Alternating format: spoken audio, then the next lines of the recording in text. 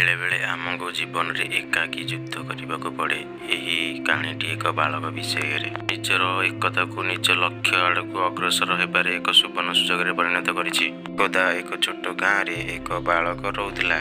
से बहुत स्वप्न देखिथिले एवं तांकर लक्ष्य हासिल करने को चेष्टा करने निरंतर आग्रह थिला, किंतु तांको पाखरे कौनसी साथी किंबा तांको मार्गदर्शन करने को केही नथिले। तांको परिवार रे मध्य तांको स्वप्न को जीवा पई केही नथिले। तेणु से अनुभव कले जे से एकाकी शिकुली रे बंद हो जाइछंती एवं तांकर स्वप्न पूरण हेब नाही। तथापि से कठिन परिश्रम करिले एवं निजर आत्मविश्वास रखुथिले। तांकर इच्छा शक्ति एवं संघर्ष तांको सठिक दिगरे आगको बढ़िबाकू शक्ति प्रदान कला। दिने निज गाँ बाहर एक लाइब्रेरी खोला होईछि बोली से जानिले। से आश्चर्य होई गले, कारण से एपरि स्थान को पूर्व केबे देखि नथिले। धीरे धीरे से लाइब्रेरी द्वार आड़कू गले। सेठाकू जाई से देखिले जे लोक माने पुस्तक मध्य हजि जाइछंती एवं सेठारे शांति और ज्ञानर परिवेश तांको संतुष्ट करिदेला। कर उत्कर्षता को चिन्ह से स्थिर कले जे से लाइब्रेरी रे समय अतिबाहित कले।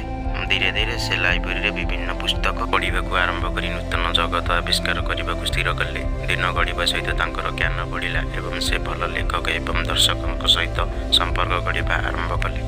सहित से लिखा स्थिर कले। से अनेक प्रबंध लिखुले जो गोटे लेखा प्रकाशित होता एवं से लेखा दक्षता जगत को दर्शन कर सुजोग पाइले। एकाकी एक बोधक बोली भाई बालक वर्तमान एक प्रेरणादायक उदाहरण पलटि लोक मैंने चिन्हवा आरंभ कले एवं पिलाटीर तार लक्ष्य आड़ को जीवार सफल है। यही कहानी आमको शिक्षा दिए जे एकाकी हेउछि एक सुवर्ण सुजोग। आम लड़िबा उचित। मोर धैर्य उत्सर्गीकृत एवं परिश्रम आमको आमर लक्ष्य हासिल दिगरे आगे नहीं पारे।